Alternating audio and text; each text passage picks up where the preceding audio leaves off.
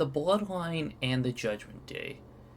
Two factions that have been around for the past few years, and there's been multiple variations of each faction.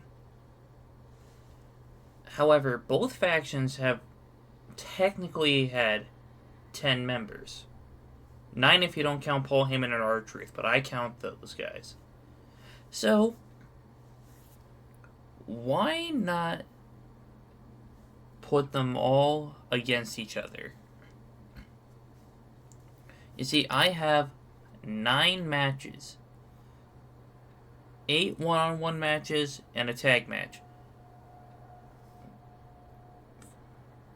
Yeah. And whichever team wins the most matches, they will be known as the superior faction.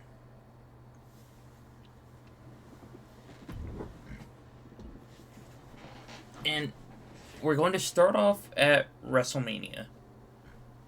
Whichever team wins their match, the next match will take place in their specific arena. So if someone from the Judgment Day wins, they will have their next match at Judgment Day. If the Bloodline wins, they will have their match at the Tribal Hall of Acknowledgement. And with that being said, let's get to our first match.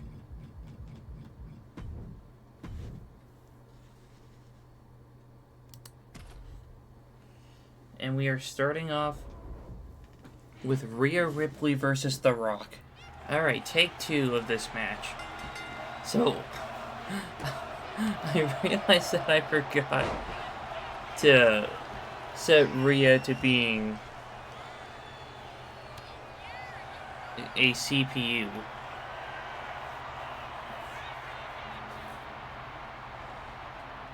But I got that fixed. So now it's going to be an actual match.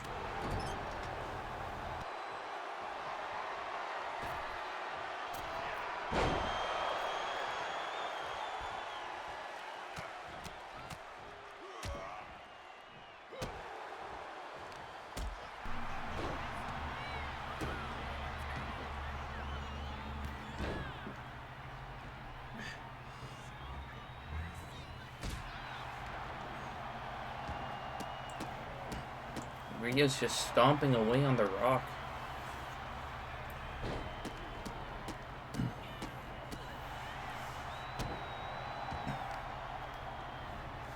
Rhea's not happy with how the first attempt almost ended.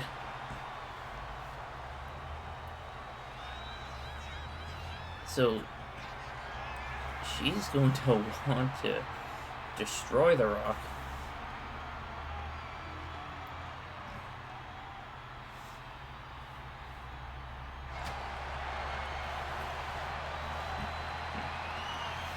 How many times are you guys going to lock up in this match?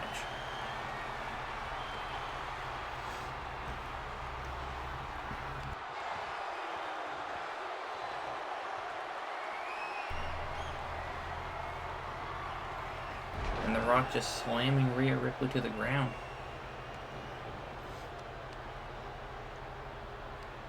And now working on the neck of Rhea Ripley.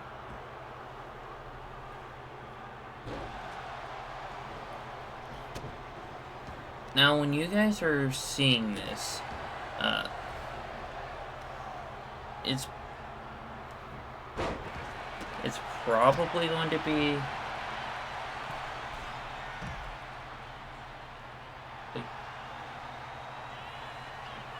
I don't know, the last Wednesday of April.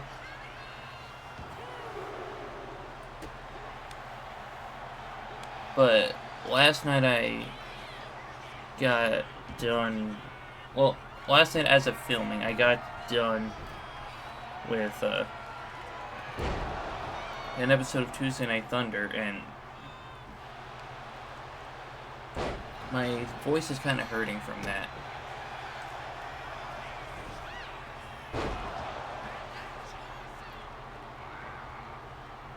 So, if I'm not commentating this as much as I originally planned on doing, then I'm sorry.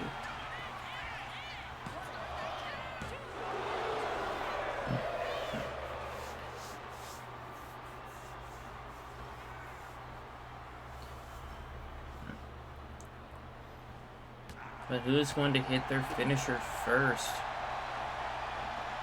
And Rhea with a pile driver. Like, so far, the last episode that I streamed of Tuesday Night Thunder was the longest episode that I've had.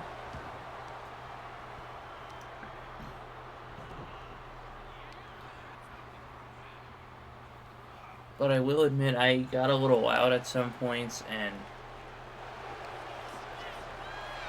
like after the episode, and I was doing like the little live events that are exclusive to Twitch now,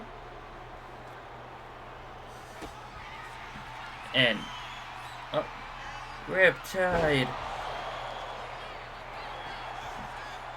1, 2, and a kick out. But yeah, just a disclaimer, I upload the VOD to Tuesday Night Thunder's YouTube channel, which is in the description, and it will be at the end of the video. But I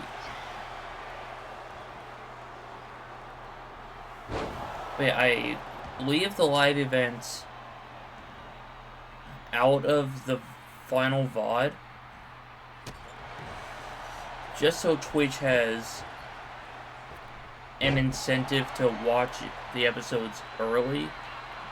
Well, not really early, but right away.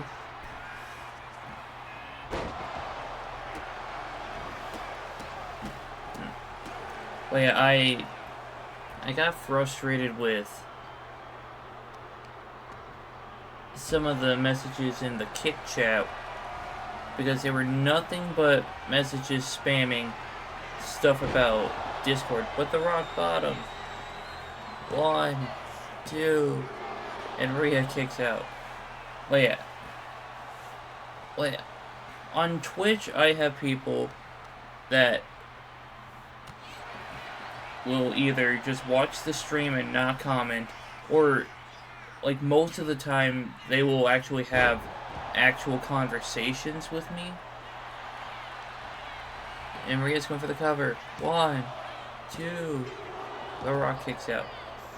And on Kick, out of like the nearly 100 messages I've gotten overall,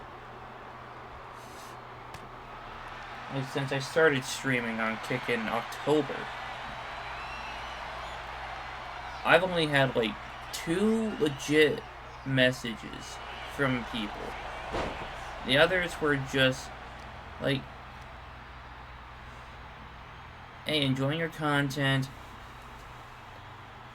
I want to support you, add me on Discord, or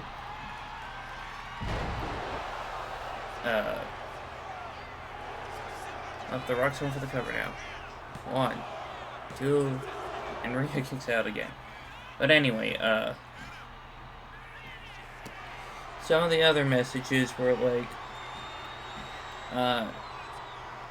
add me on Discord if you want to learn how to make money from streaming. Like, well, the People's Elbow hits 1, 2, 3. And The Rock wins it for the Bloodline.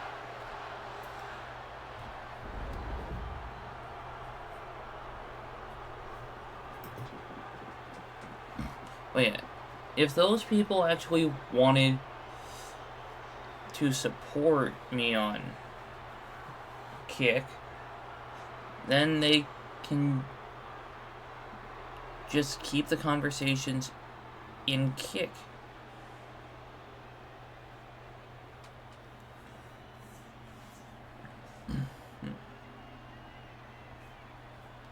Now, I'm not saying that Twitch is completely innocent, because I've had some chats pop up that said something along those lines.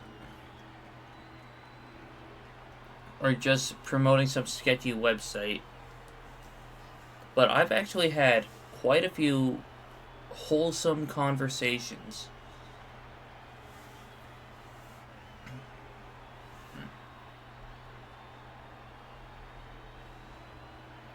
So that's why you're probably going to catch some streams on Friday nights on YouTube. But The Rock gets the win. In fact, I'm going to change up the stipulation for every match so that way we can have a bit more variety.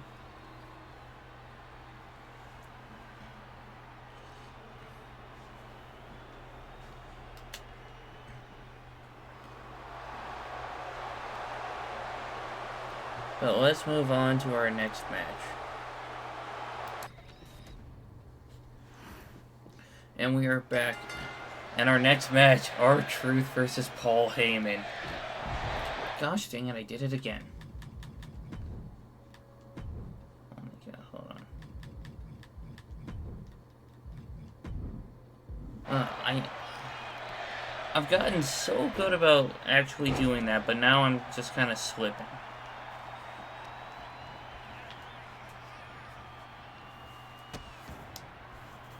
Like, I promise, I'm not trying to give the Bloodline any kind of assistance.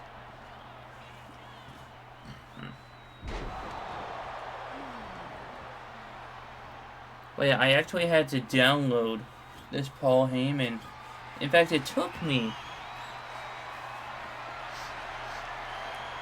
like 20 different Paul Heymans in order to find one that would actually work for this. However, this one was originally set to like a 92 overall.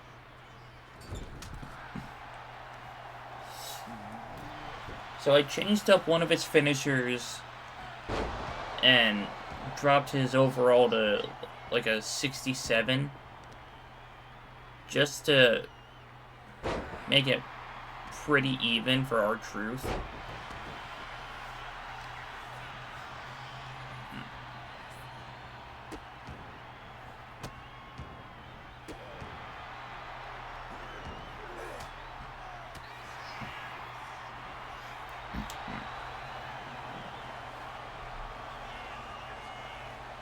But so far, the Bloodline is up 1-0.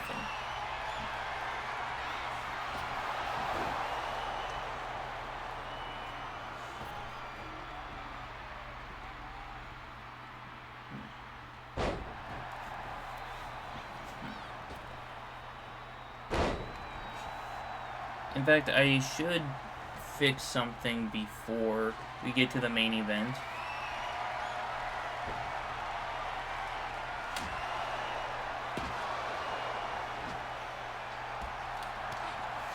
Like, I just want to make sure that I get some allies for Edge. Because I just downloaded him along with this Paul Heyman and several other created wrestlers.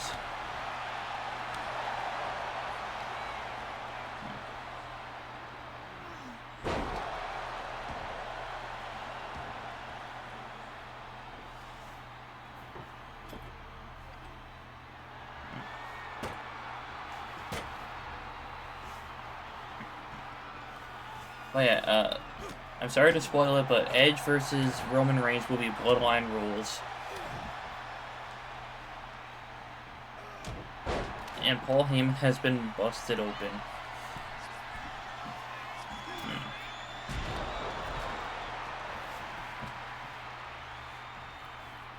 In fact, one of these matches, I might just have to make First Blood.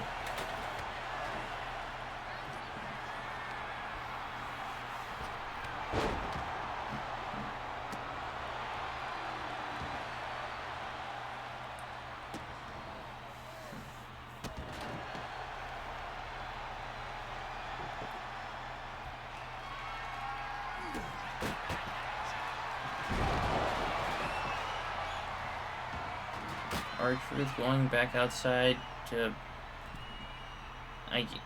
Okay, I guess he's not grabbing a table.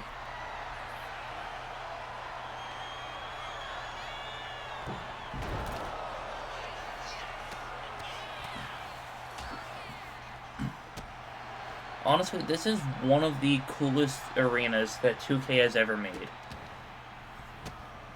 However, I wish you could get the arenas for the island.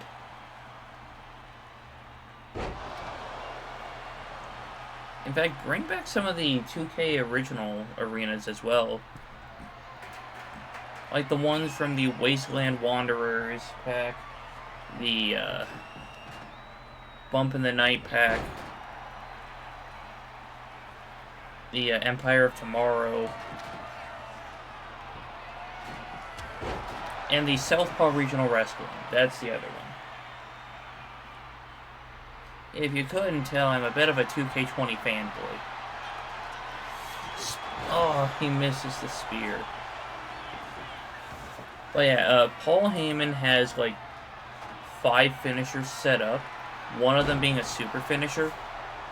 Here, let me show you really quick. Yeah, moves. Paul Heyman has a spear, F5. Superman punch, spear combo, GTS. Okay, and he has an outside spear. So yeah, 4 finishers.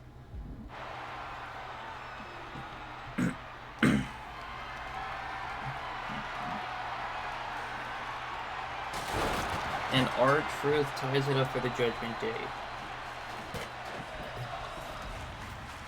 See, they should have added him to the Judgment Day officially.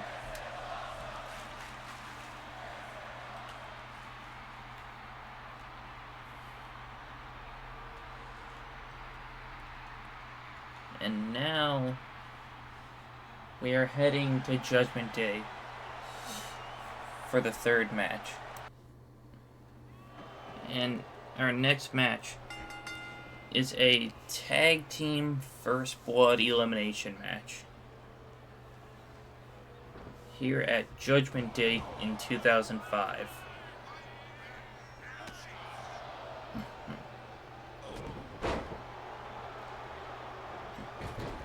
There are no disqualifications, no countouts, and I changed up some of the weapons underneath the ring.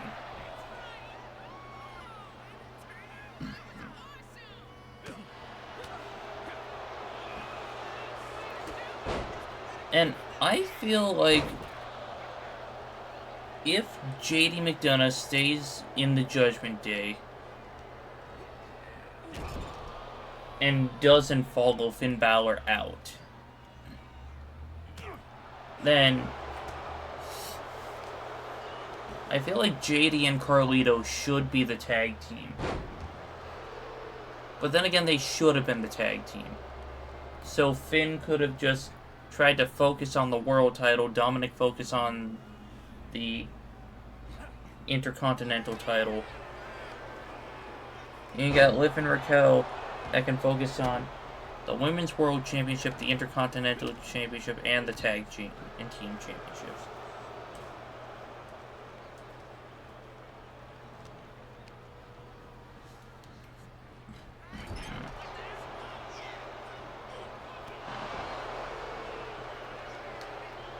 You know, I sure hope we can get some weapons out from under the ring.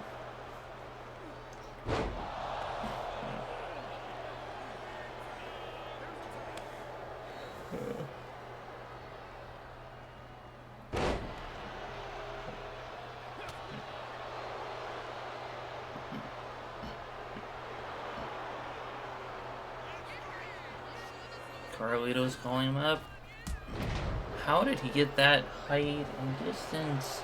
I don't know. But that was actually really cool.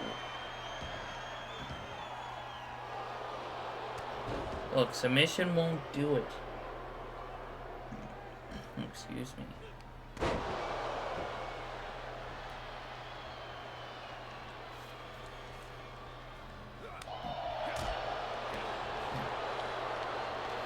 Alright, can we get someone to grab something from under the ring?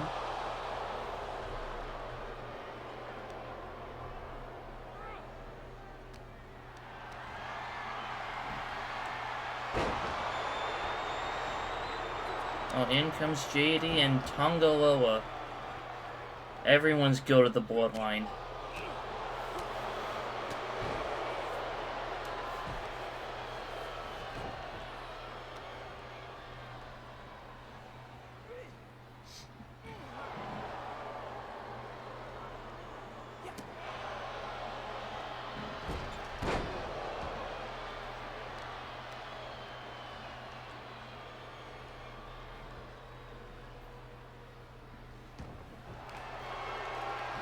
You know, I regret not making this tornado tag.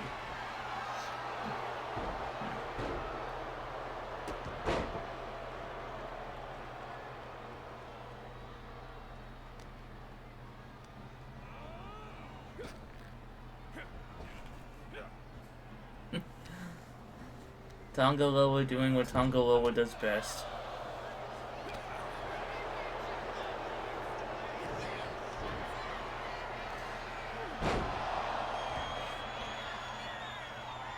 There we go. No. JD. That's a good tag.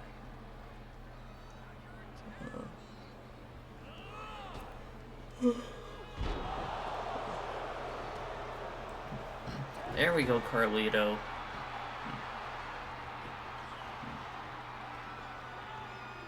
What? Are you kidding me? You look under the ring, but you don't grab anything?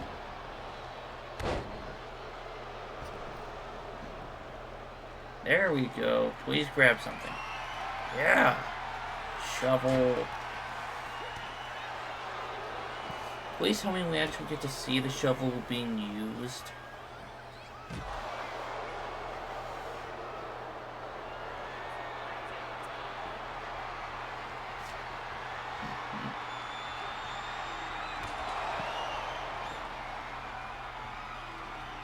Carlito, pick up the shovel. You know, the match doesn't have to end in the ring.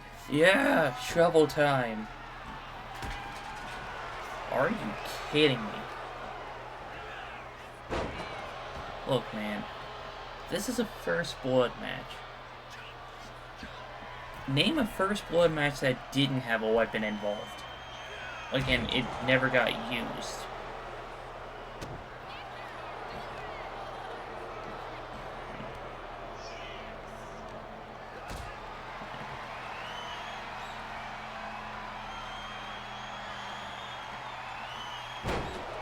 Ooh, that was a cool cutter. Someone pick up the shovel and use it.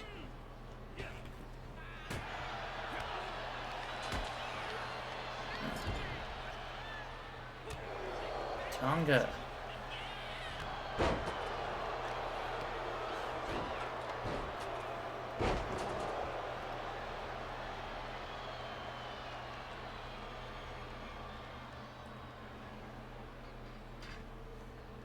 Oh, there's an apple.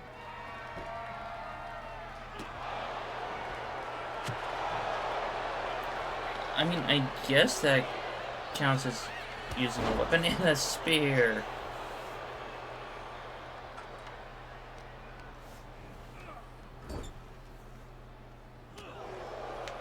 An elbow to the face of Tongaloa.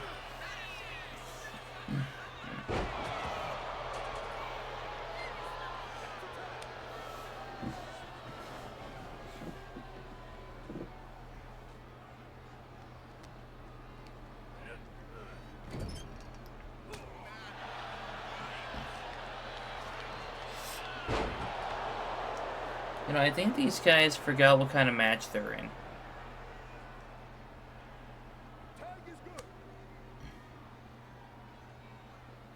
Alright, we get it, Jimmy DeSanta. The tag was good. JD McDonough has been eliminated.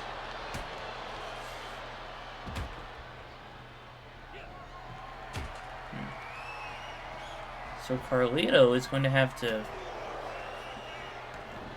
eliminate both of them himself if he wants to win this for the Judgment Day.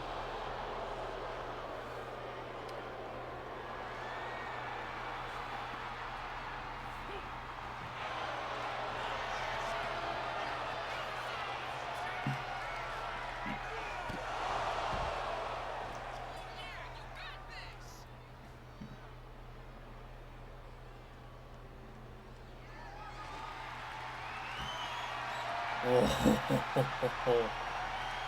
The barbed wire baseball bat.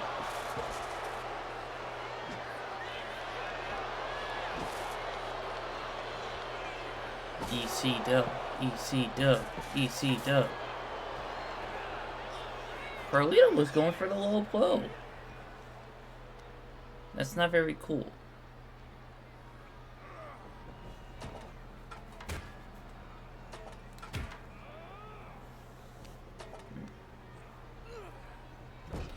You know, I kind of wish the shovel was used as a weapon more often. Like, you could kind of levy it under a person where the metal part is. Like, you could have that under, like, their stomach or their back, and then you just stomp on the wooden handle to kind of make it go into the gut or the back.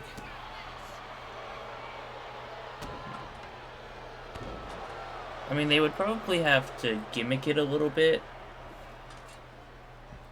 Like, make it so it doesn't actually stab into them.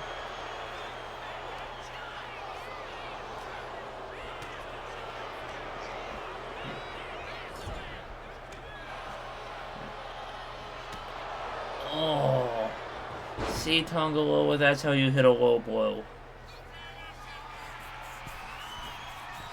And Carlito.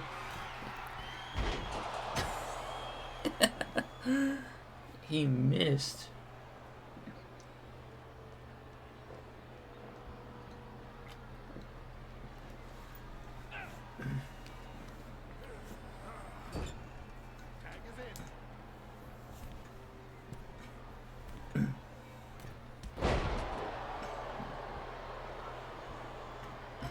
Yeah, we got the shovel.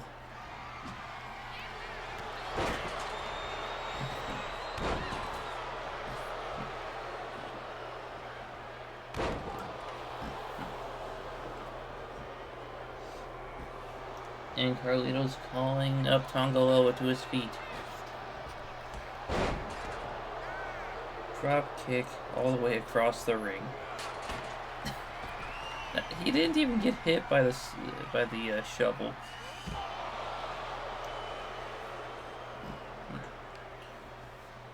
You know what? Now I'm curious. Can you eliminate the person who is not the active participant? Like, if Carlito felt a little aggressive towards Tama Tonga right now and he wanted to bust him open,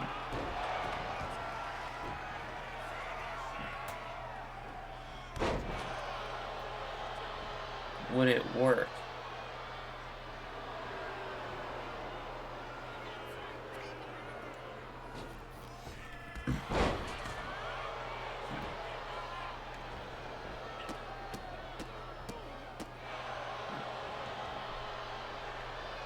Oh, and he just grabbed it by the barbed wire.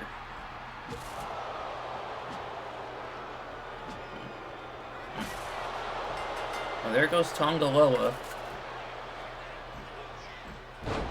And the winners, Tama Tonga and Tongaloa of the Bloodline, making it 2-1 in favor of the Bloodline. Oh, excuse me.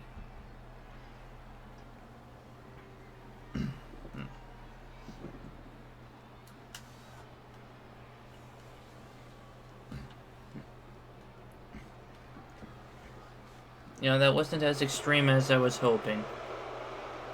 But that was actually a pretty good match. And let's move on to a match that's going to be one of the hardest hitting matches. And up next, we have an underground match between Jacob Fatu and Damian Priest.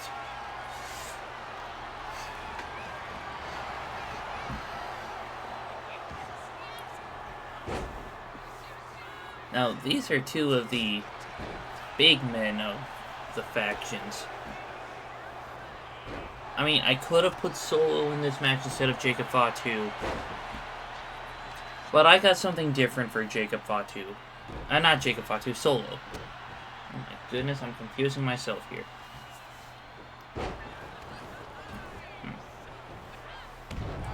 Oh. Damien can't decide if he wants to be in the ring or out of the ring.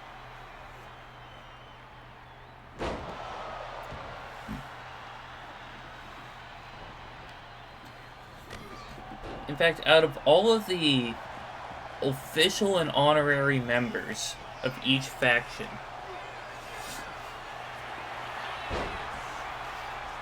Judgment Day is the only one of the two groups to have at least one woman. Naomi was never officially a member of the Bloodline. Like, as in the faction, not the family. Same with Tamina, Nia Jax. If they were introduced into the faction, then I probably wouldn't be doing this video because it would be like 10 to 13 or something like that. Or I probably would have just left out the Tongans and Jacob Fatu.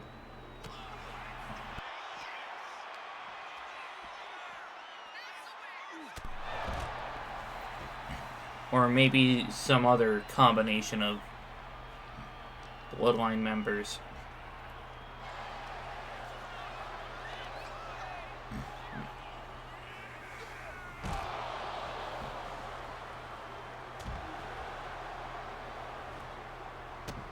Well, yeah, the only way to win an underground match is by submission or knockout.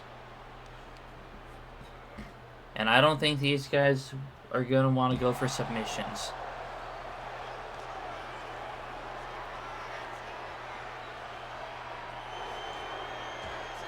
And as I said, a submission was locked in. You know, so far, out of all of the matches we've had, a Judgment Day member won in the Tribal Hall of Acknowledgement, and a team from the Judgment Day, a team from the Bloodline won at Judgment Day. My point is, no one from their respective factions have actually won a match in their respective arena. But Jacob Fatu is looking to change that. I mean, granted, we only had 2 matches so far in the specific arenas. And Damian Priest has been busted open.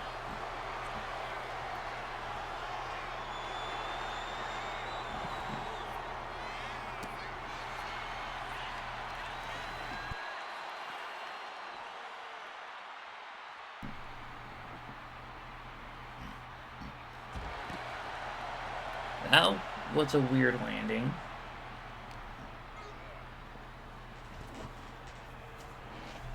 But is currently 2-1 in favor of the Bloodline. If Damian Priest wins here, he ties it up. But if Jacob Fatu wins, he is bringing the lead 3-1.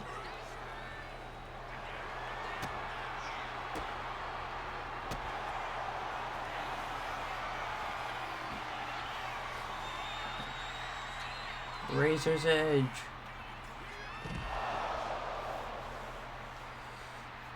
Oh, the straps are coming down.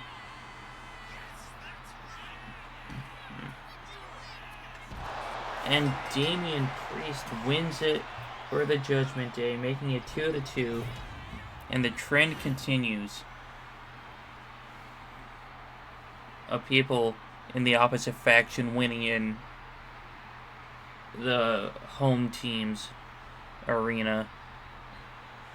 So that means Finn Balor and Jey Uso are going to be facing off at Judgment Day.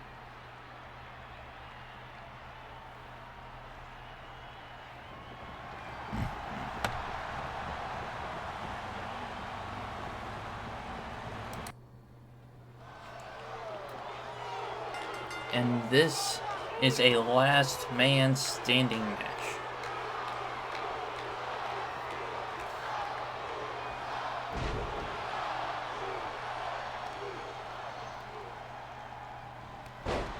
Now, I originally had this as Finn Balor versus Jimmy Uso.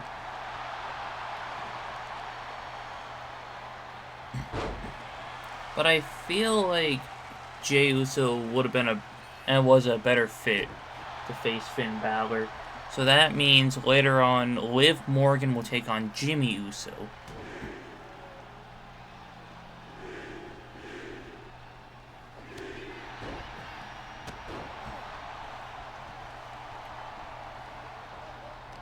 But this is match number 5. And a super kick.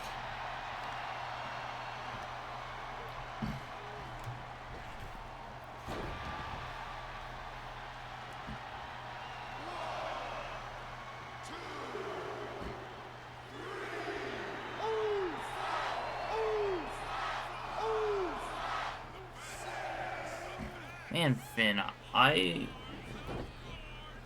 shouldn't be surprised that you were down until like the count of 6. Because WWE hasn't been booking you well.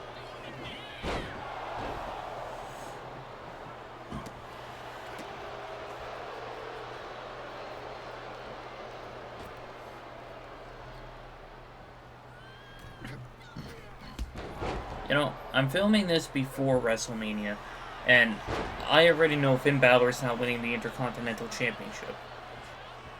Look, if you're watching this far into the video and I'm wrong, let me know in the comments.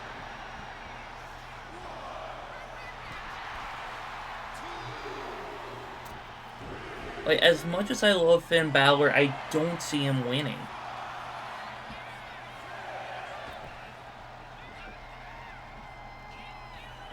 In fact, I think he's the one that's going to get pinned. Either by Penta or Dominic Mysterio.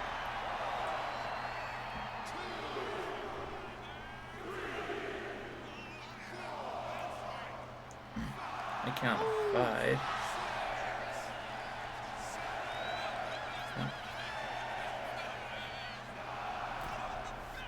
Bro, Finn. Look, I'm not picking sides here. But Finn, you shouldn't be down for that long, this early into the match.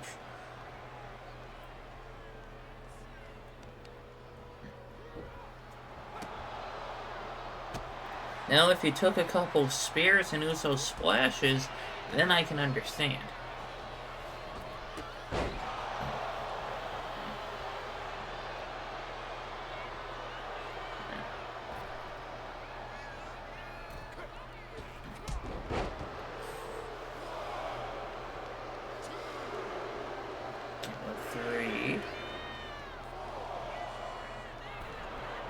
Jey got up at the count of 4.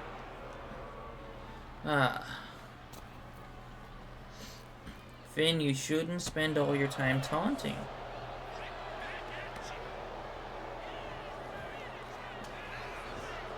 Yeah, we're just about 4 minutes into this match.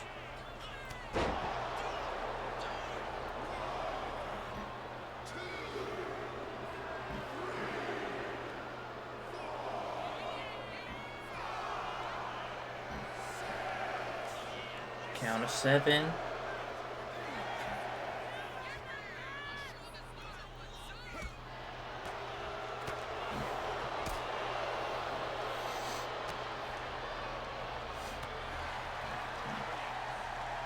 Also, this doesn't have anything to do with the match. It's just a complaint on my end when it comes to matches on WWE 2K25. If you're doing easy, then your opponent shouldn't be able to kick out of a finisher right away. Like, if you start off with a finisher and you're going up against an opponent that's on easy, don't allow them to kick out.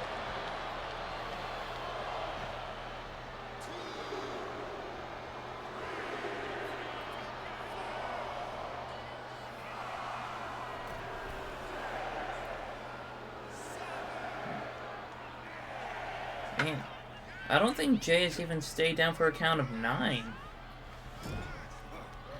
It's only the count of 8.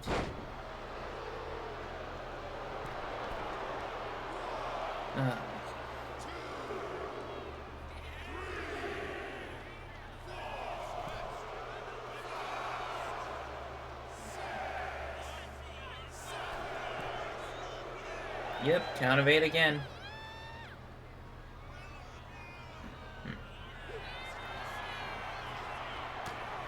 And Jay reverses.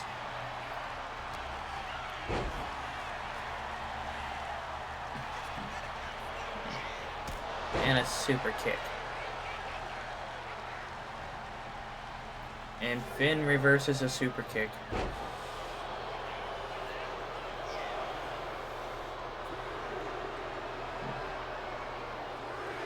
Okay, we get it, Finn.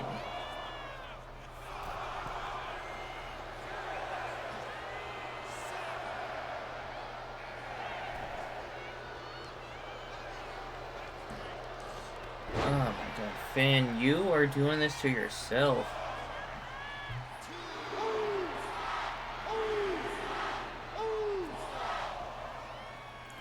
Jay, I've been telling Finn the same thing. Well, at least you finish up taunting as they're getting up.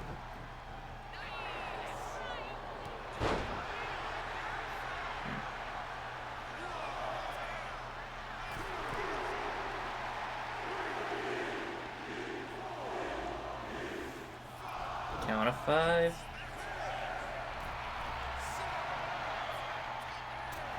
Finn's up at the count of 8. And a drop kick to the back. You see, when I'm doing a false count not a false count anymore, last man standing match, I always grab a weapon to make sure that my opponent stays down. And if they start to get up, I whack them. I don't stand around and taunt.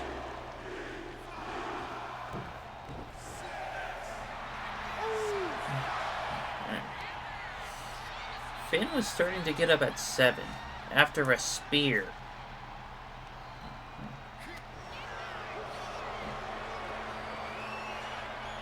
$19-16.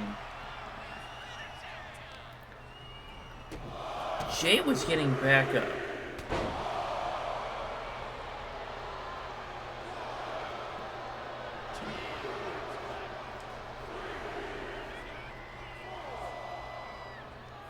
Count of 5.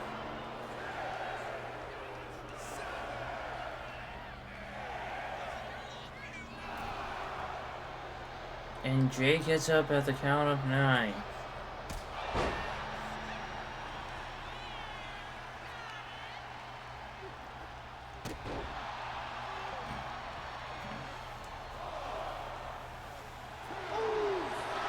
Oh, goodness. Why do you guys keep taunting?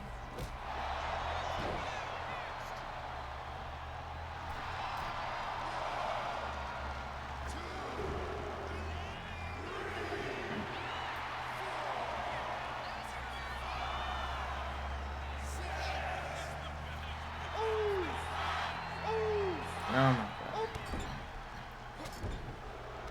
This is why we will probably never see a last man standing match in Tuesday Night Thunder.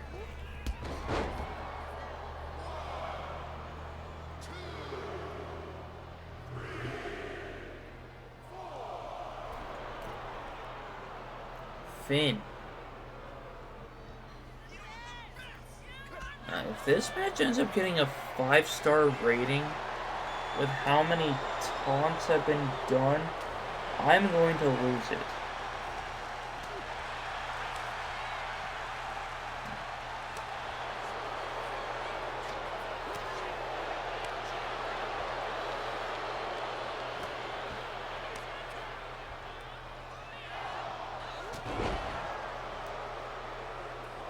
Oh, Finn Balor actually has control.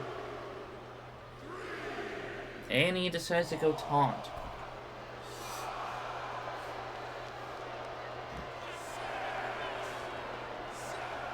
Wait, so the referee stopped after 5. So that realistically could have been a 9 count.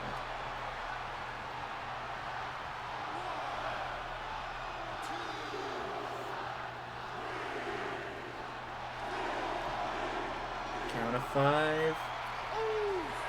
Count of 6. Wait, that was a count of 7 after a spear.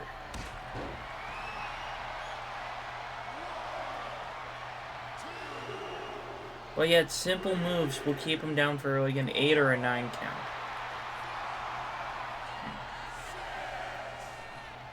Count of 7. Oh my god, Jay.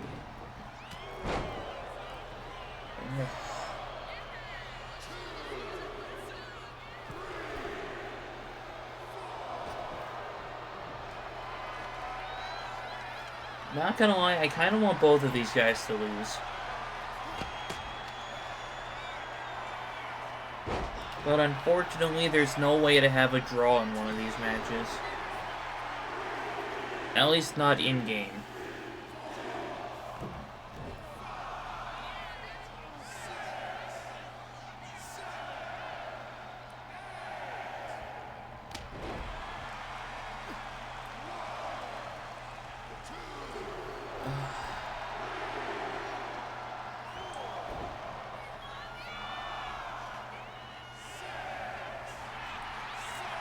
Jay, focus on your opponent.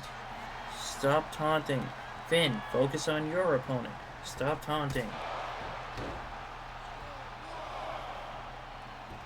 Look, if I'm knocking someone down, I'm picking the kendo stick back up, and I'm waiting for them to start to get back up. Then I swing, just to try to keep them down.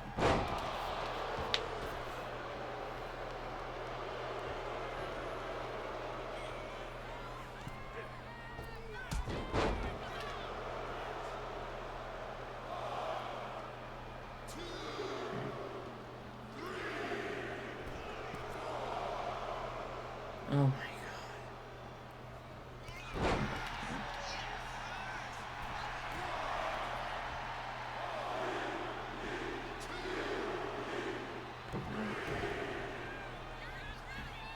god. Both of these guys are driving me crazy. They're like Drew McIntyre these days. Getting all arrogant and taunting taunting his opponents, and then he just fails.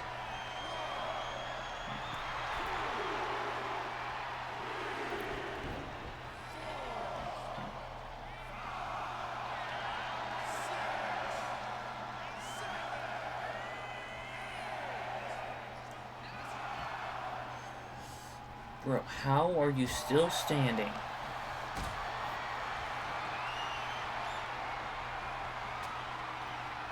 But Finn Balor gets out of the powerbomb.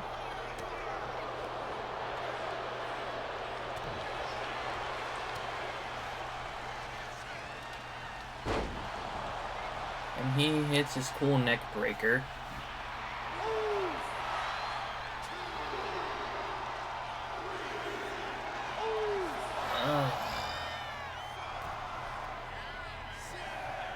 Really, you left the ring to taunt, and then you're going back in. Alright. Jey Uso wins. Let's hurry up to the next match. Alright, and up next, we have a ladder match between Solo Sikoa and Raquel Rodriguez.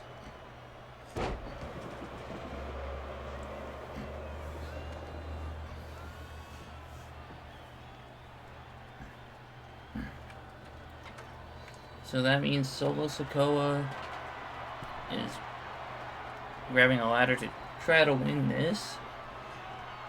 Oh, but he gets dropped onto the ladder.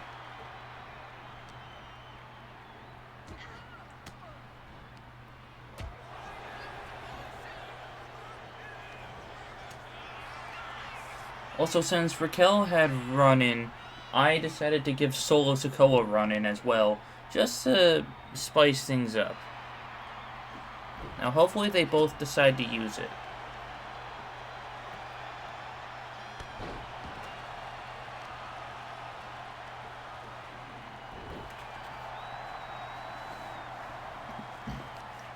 But after Jay's victory, it is now 3-2 in favor of the Bloodline.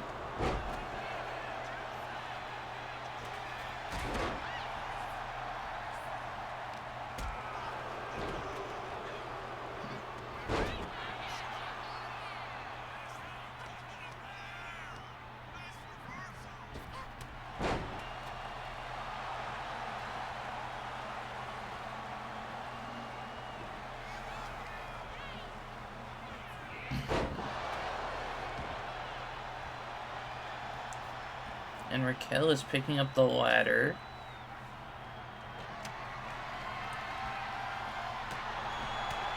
And now she's trying to get Solo out of the way so she can climb. Man, the strength of Raquel, just throwing Solo Sikoa around easily. You know, I like that they went with the white briefcase in this case.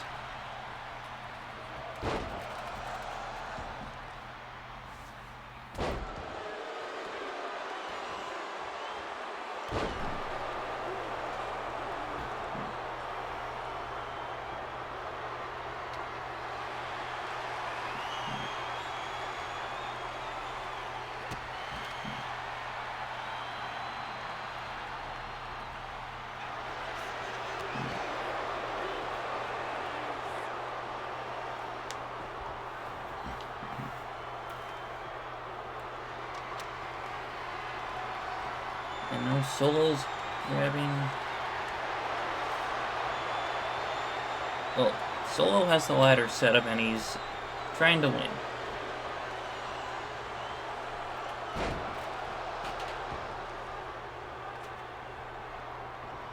But Solo falls. Ooh, Raquel has a kendo stick now.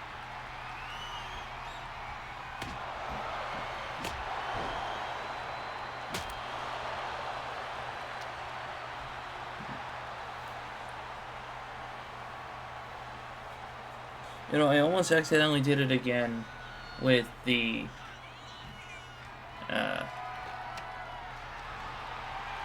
forgetting to switch it to CPU. Keyword almost. And also, if you're curious, Finn Balor versus Jey Uso is only 4 stars.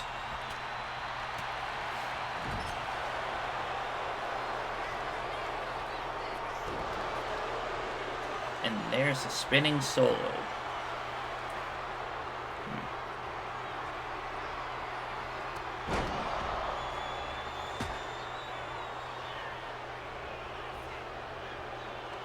And now Solo Sikoa is looking to grab the brief. Oh no, he's going up top. Elbow drop.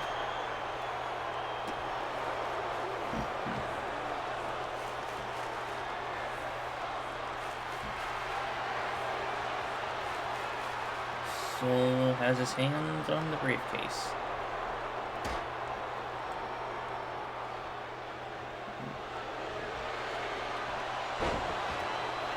And Raquel's not doing a very good job of taking him off the ladder.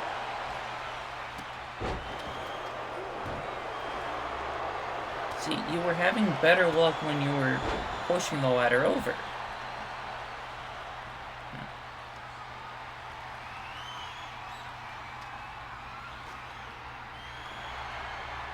And now she's grabbing it.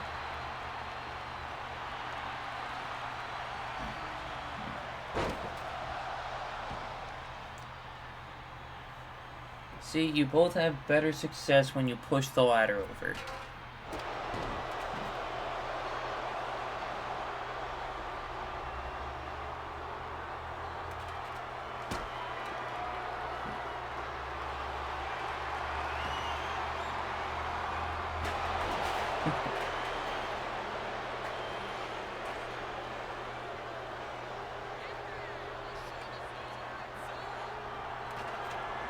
Now Solo has the ladder set up. And nope.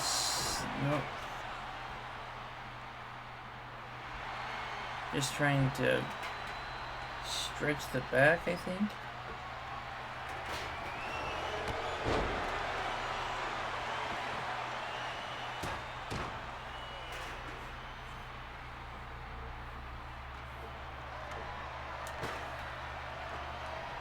You know, I boosted the run-ins to happen like 5 out of 10 times, or at least I have it up halfway, if I'm understanding how run-ins work.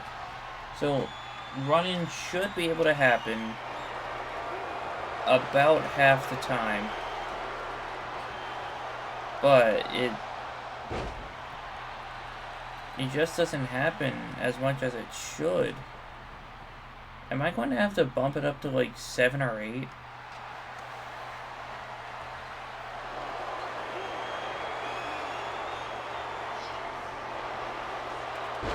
And down goes Solo.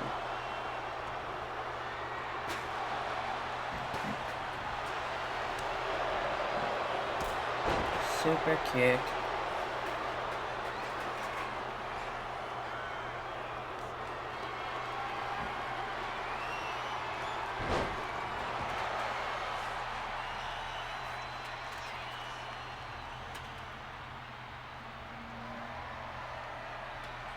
The ladder's up in the corner.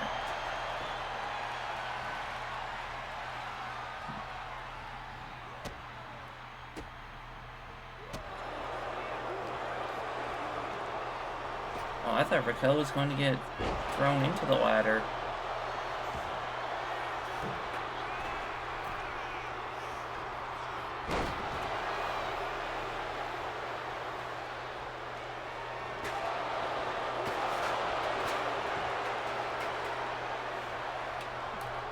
Yeah, they both have running, right? Yep, Raquel has running. And they gave Solo running. But Solo already used his rage, so he doesn't have that anymore.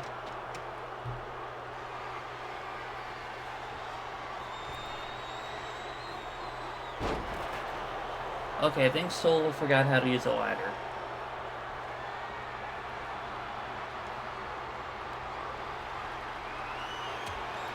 Raquel reverses. Big boot.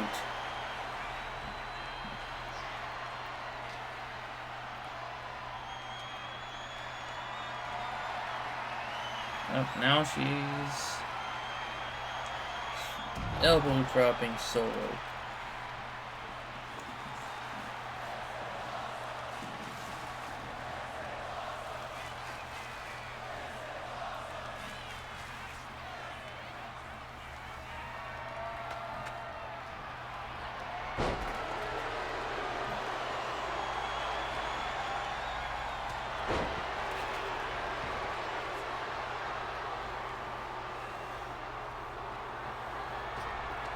And I hope run-ins aren't broken in this game.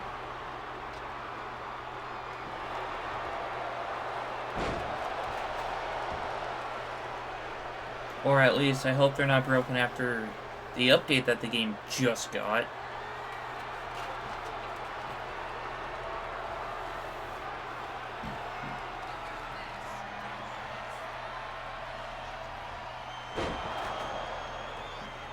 Hey, Tongaloa! Let's go.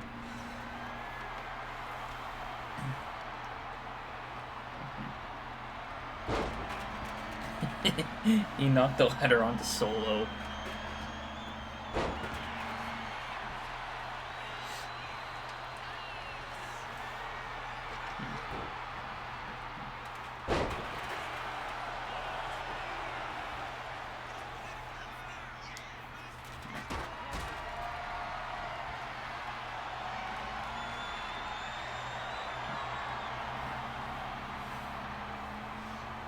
And Raquel gets dropped onto the ropes.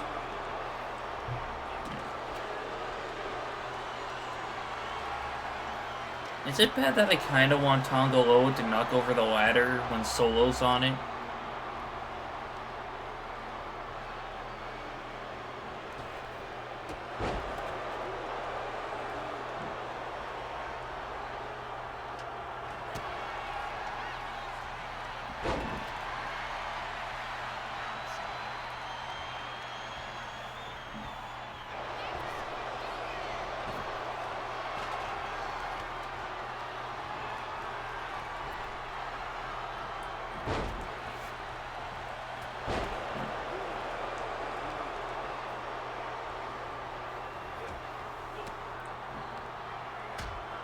Tonga Loa is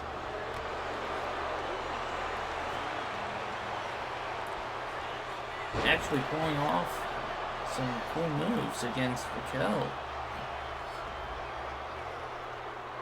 Wait, why is he going now?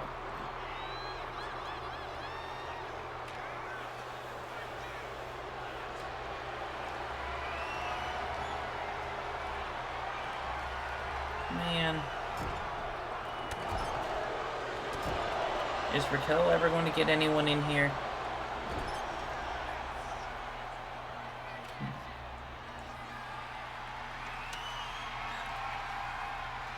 Well, she just used Rage. So she does have a finisher.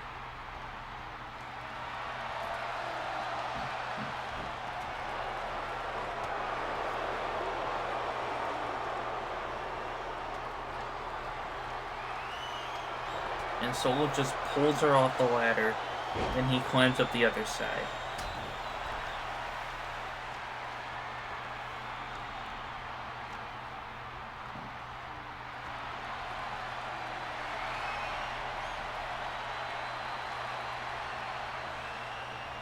And Raquel didn't even need anyone.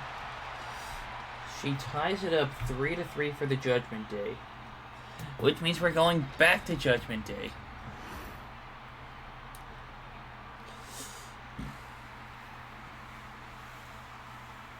That was honestly impressive. Holding your own against Solo Sikoa and Tonga Loa at the same time. Well, let's move on to match number 7. Alright. So, no. Okay,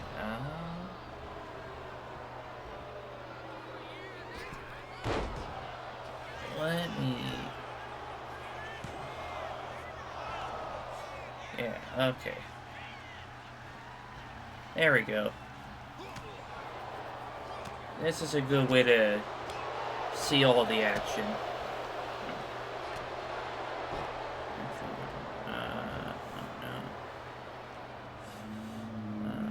Okay, hold on.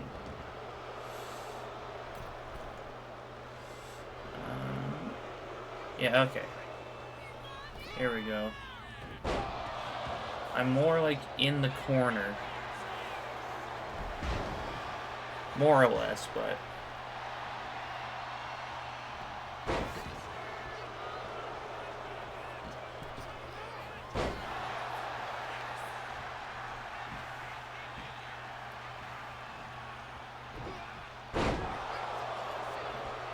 I kind of wish that they made, like, the wall on the hard cam side and the wall on the announce table side more transparent, so that way you could actually kind of see the action.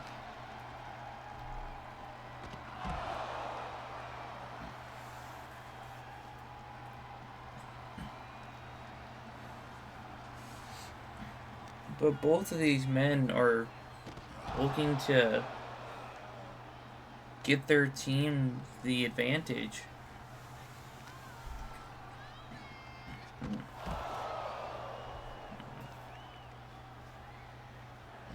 You know, I want to make sure of something before I make any comments about it.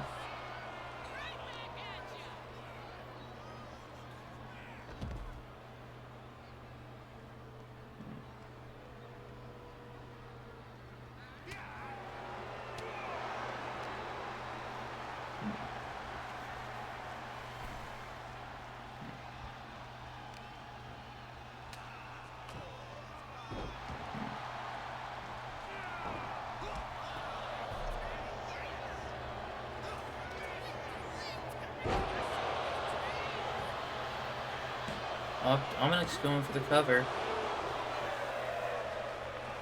Okay. The 1.7 update.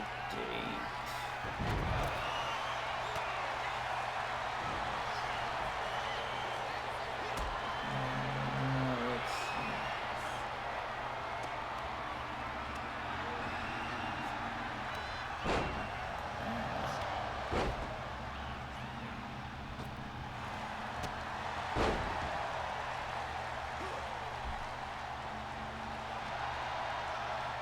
Sammy's calling Dom up to his feet.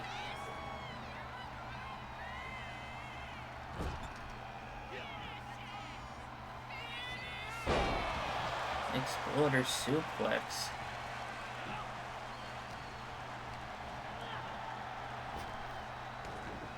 Going under, hell of a kick.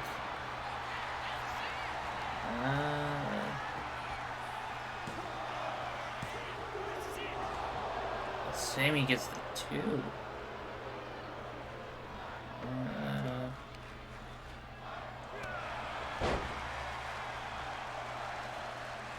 I don't really see. Okay, so apparently they just fixed the Hell in a Cell roof transparency.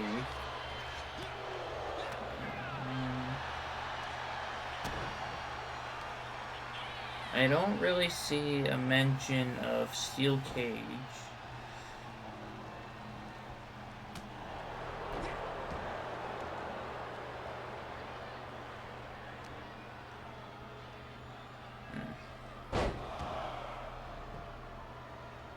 I mean, someone asked about it.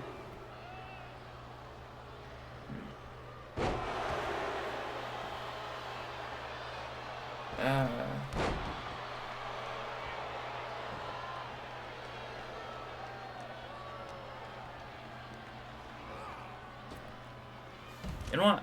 We're gonna have to try a steel cage match. I couldn't find anything about it. Oh, but someone got busted open. And Dom got thrown into the steel steps.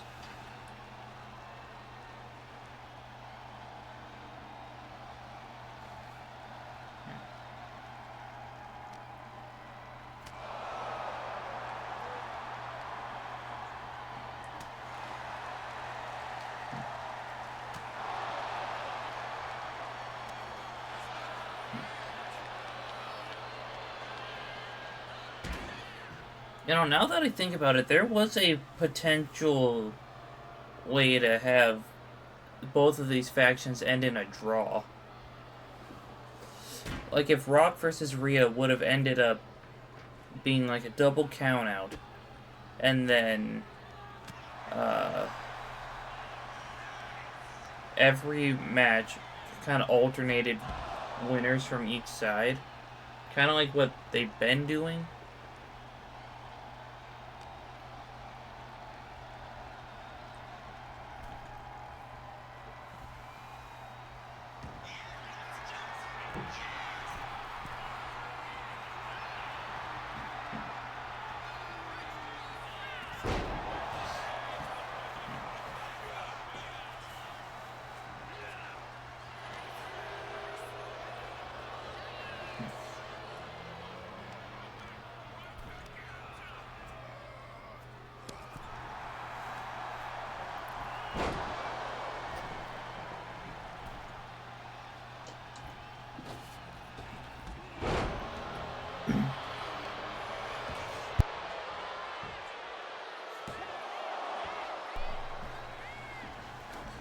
Sammy kicked out.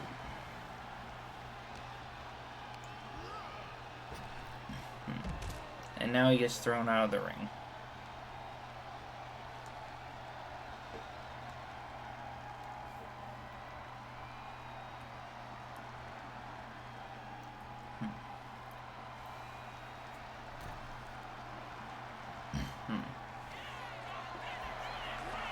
And Dominic's going for the 6.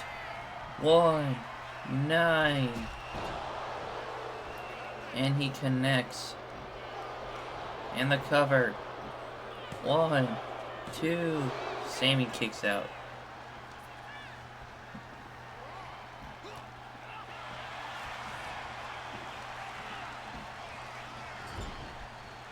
Helluva kick. Sammy's going for the cover.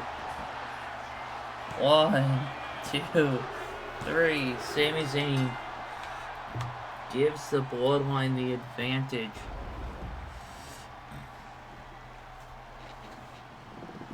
It is now 4-3. And we head to the Tribal Hall of Acknowledgement.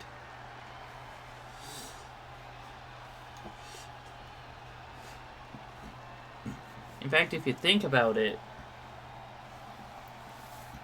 if Jimmy Uso beats Liv Morgan, the Bloodline wins the series. Oh, excuse me.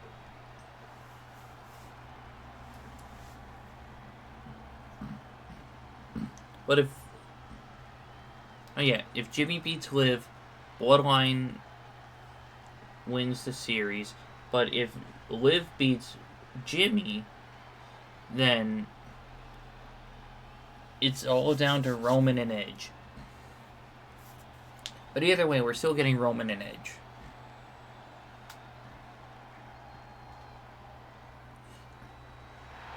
But let's move on to match number 8. Alright, I'm probably going to regret doing this kind of match.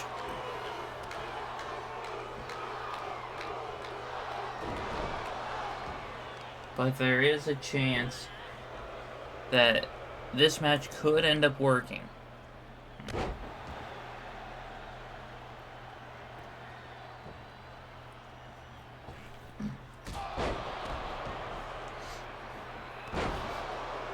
If the match has an issue, then I'll just switch it up to like a finisher match or something. That was impressive.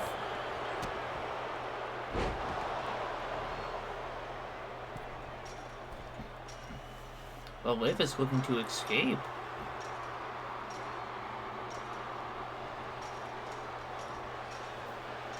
And you see that I didn't do anything.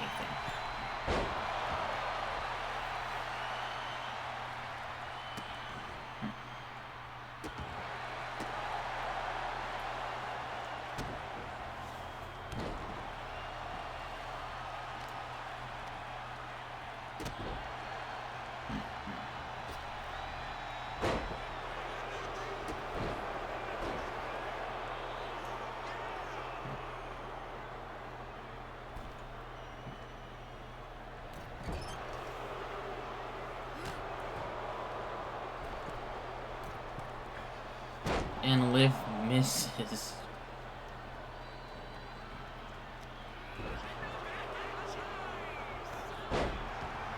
And the Usos have not had the greatest success when it comes to super kicks.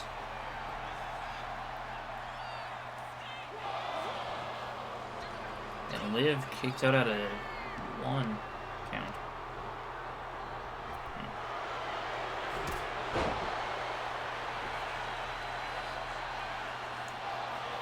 Man, Uso thinks he can win off of a couple super kicks.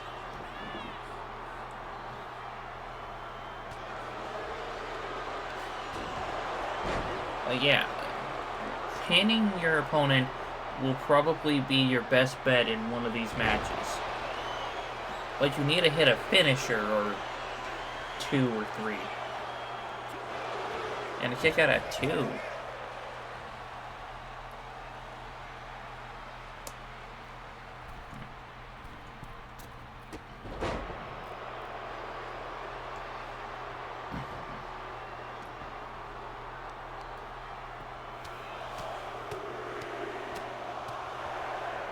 An insult to injury.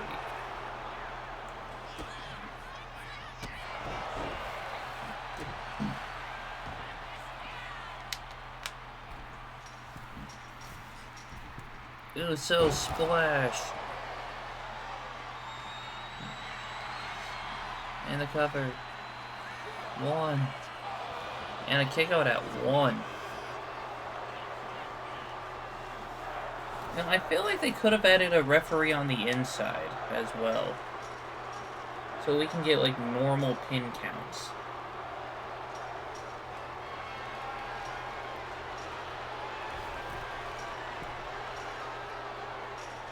Oh, that was kind of a smart move on Jimmy's end.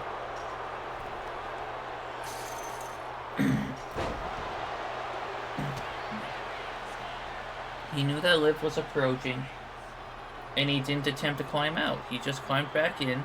Oh my god.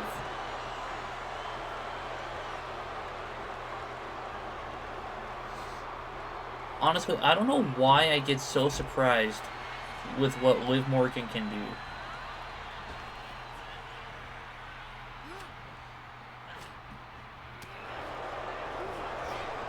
Like, when it comes to her in-ring work, she has drastically improved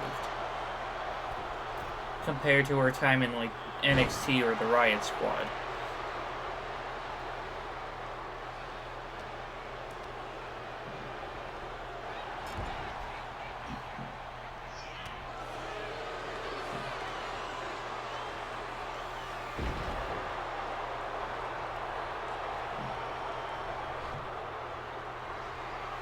Hey, we're finally getting an attempt at the door.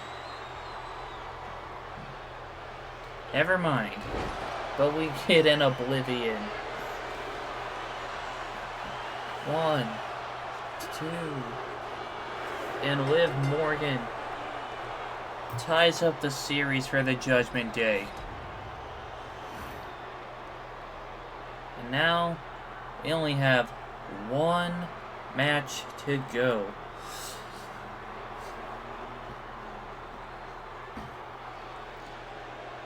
And it is at Judgment Day. It has all come down to this. At Judgment Day, it is Bloodline rules. With the pride and the legacy of both factions on the line. Who is going to be named the better faction?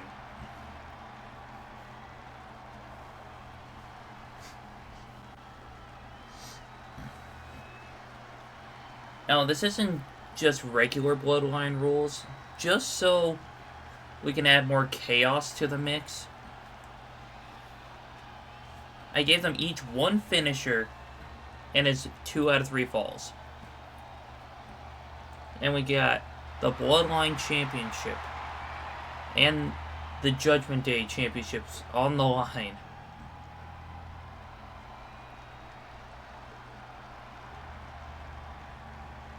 And I downloaded these off of Community Creations. I forgot who uploaded them.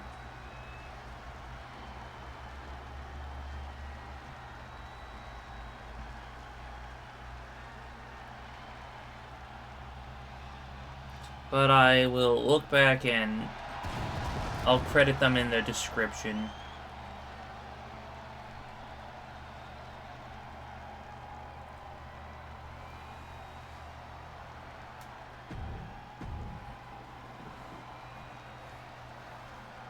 And now we move on to the creator of the Judgment Day. The Rated R Super Superstar Edge.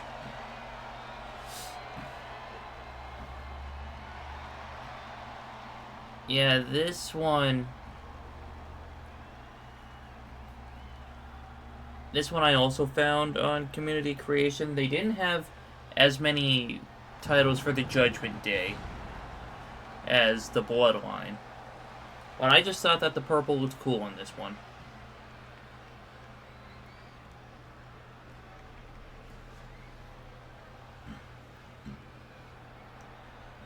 But both titles are on the line here tonight.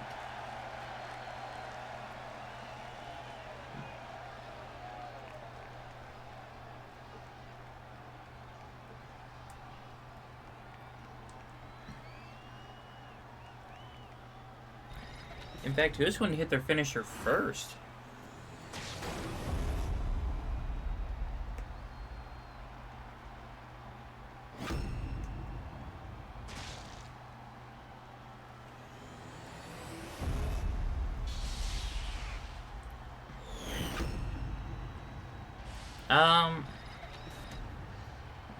No, that was not the Bloodline Championship. That one was the Judgment Day Championship. And I guess this was one that was made for Dominic Mysterio.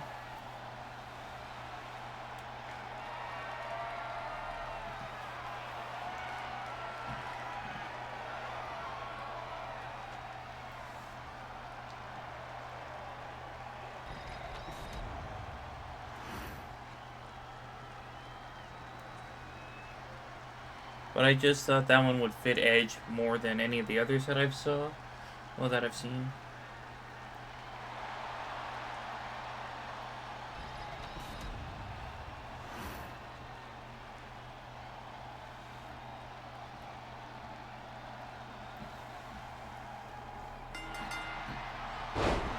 Edge versus Roman Spear.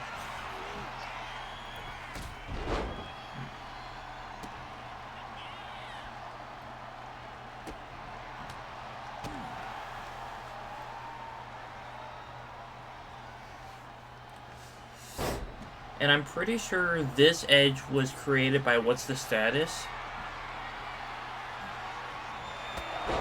And we got our first spear of the match.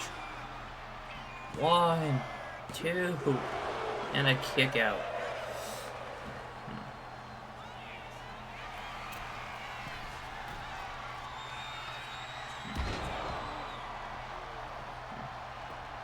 Up, and here comes The Rock to help Roman.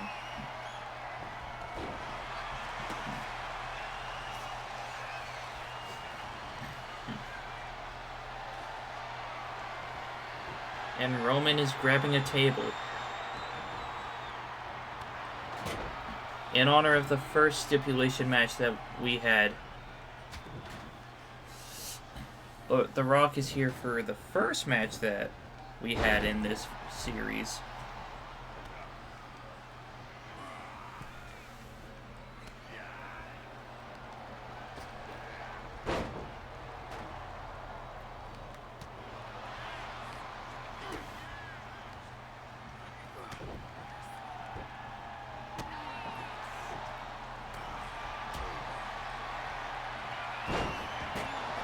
And Edge is holding his own at the moment. Well, kind of.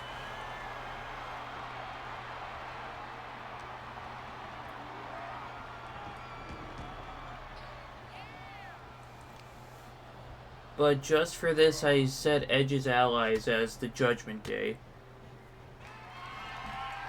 Rock bottom. 1, 2. Edge kicks out.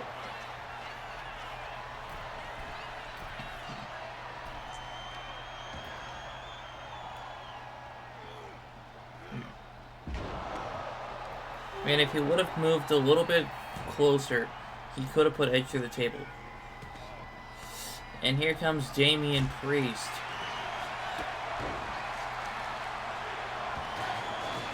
There's a table in the ring. No one has used it yet.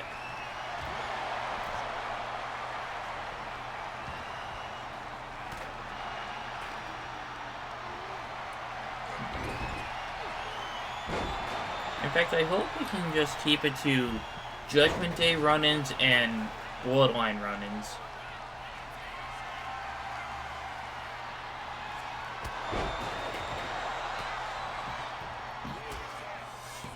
One, two, and Roman kicks out, but here comes Jay to help Roman Reigns.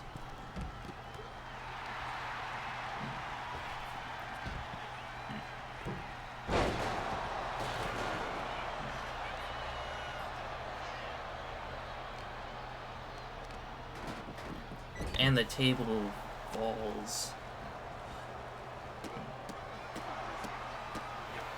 DDT onto the table from Edge to Jay.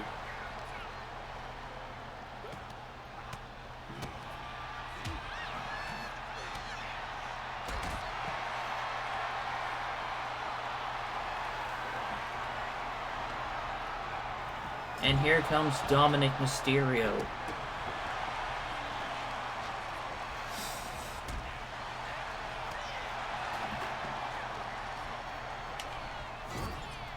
Now the question is, will it be Jimmy or Sammy for Roman?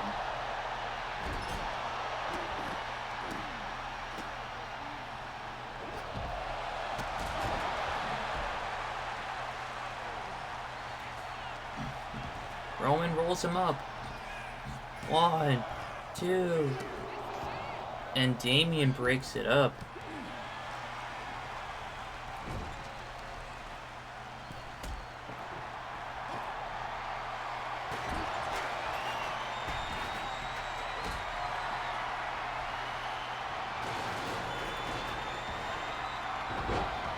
Oh, I thought Damian might have gone to the table there.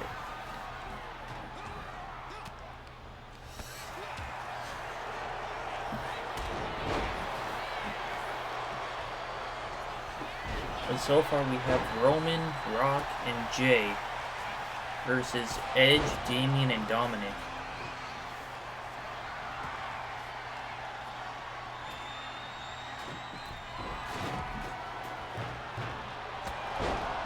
And who is going to be the next one to call for backup?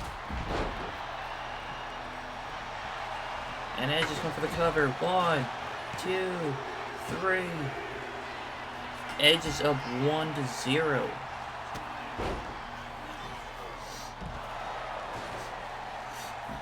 Here comes Sami Zayn.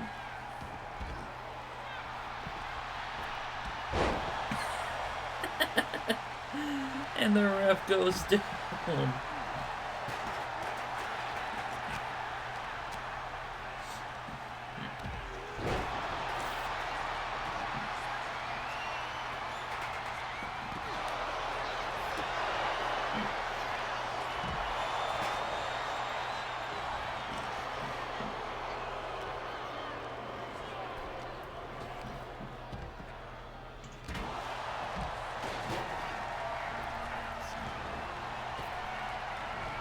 What is Edge looking for? Well, whatever he was looking for, it failed.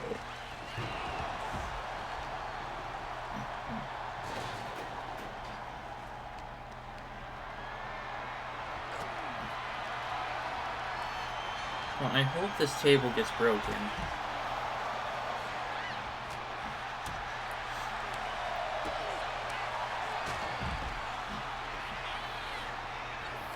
He has the guillotine locked in. And no one... Oh, he didn't tap.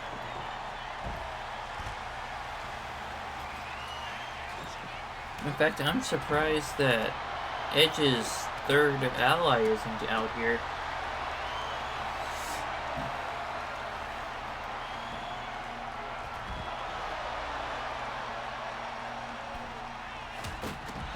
Oh my god, can we stop doing that to the table?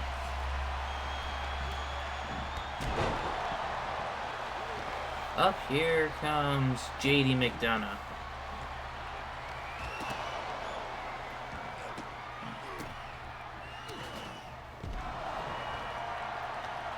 So that means Rhea and Finn are the two allies that I set up that didn't come out to help.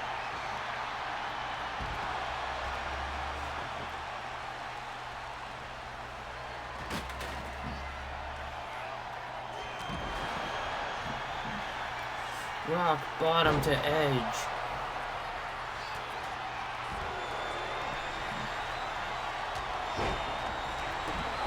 I love a kick.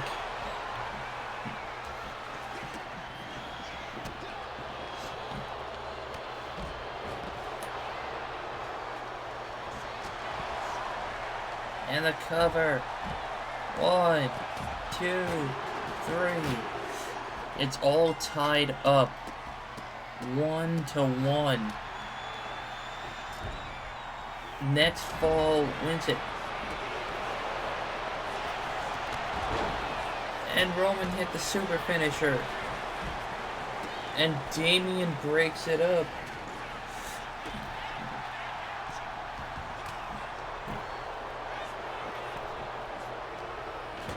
This is an all-out war between two of the most dominant factions within the past 5 years.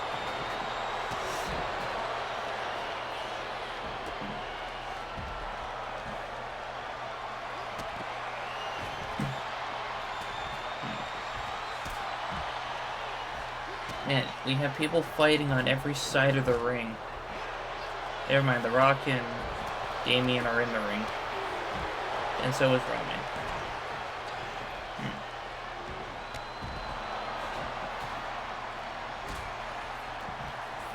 Look, someone needs to set up that table and put someone through it.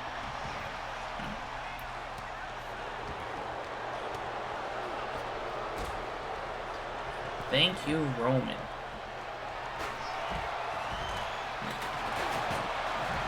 Never mind, he's just throwing it at him. And there's a spear to Damian.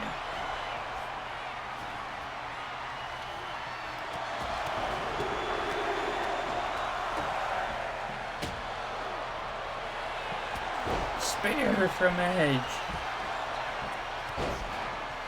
And Jimmy jumps off the top rope to break it up. Oh, Damian, stop. I want to see someone go through the table, and there's a Superman punch. 1, 2, 3. And just like that, the Bloodline wins 5-4. You know, no one has won on their home turf.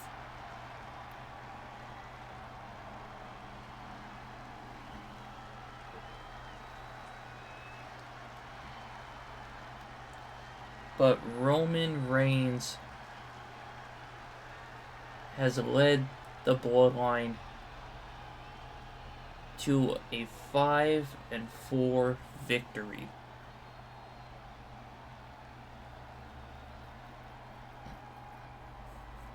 But what a show we had.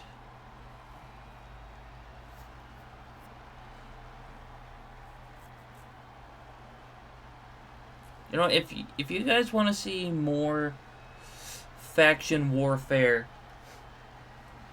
please let me know, because this was fun.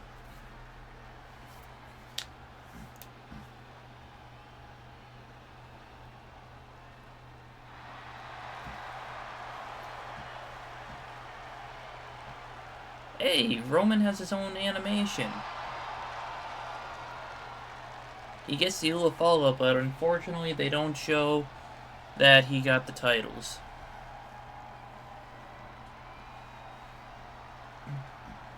Throw up the ones.